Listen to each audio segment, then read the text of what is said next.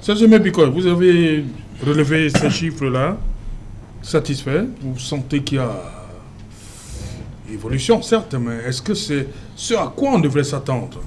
Surtout face à cette forte implication.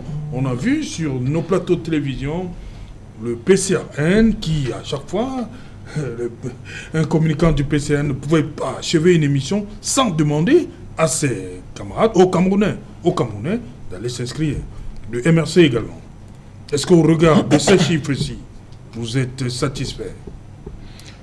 Bien, ce coup de pouce des partis politiques.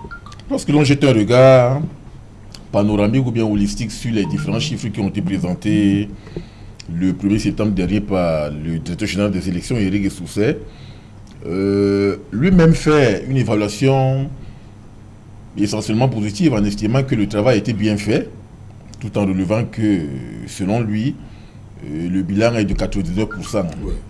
Mais ce qui est paradoxal, c'est que l'on constate malencontreusement que, au niveau du nombre des inscrits sur les listes électorales, il parle de 29 743 électeurs, ouais, soit 8,79%.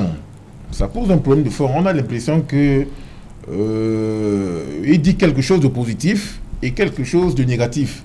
Il y a donc là un paradoxe, un contraste. On a l'impression que finalement, soit il se contredit, soit alors c'est une forme d'entourloupe présentée notamment à l'ensemble de la population, à l'ensemble de la démographie électorale, et ça pose un problème de fond. Si vous voyez le travail qui est fait du 1er janvier jusqu'au 31 août, et que l'on parle aujourd'hui de 29 743 électeurs qui est considéré comme le chiffre de la population électorale, parmi les nouveaux électeurs, on a l'impression que le travail, on ne peut pas être satisfait fondamentalement, parce qu'en réalité, il y a un problème de fond. Parce que, vous savez, on parle de 6 millions à 7 millions.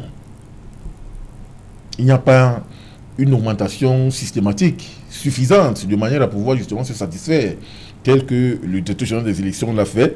Ça, c'est un premier aspect. Le deuxième aspect, c'est que il faut aujourd'hui également regretter le fait que l'on ne puisse pas avoir un ensemble de chiffres par rapport au toilettage de la population électorale. Quel est le nombre de morts? Quel est le nombre de personnes déplacées et autres?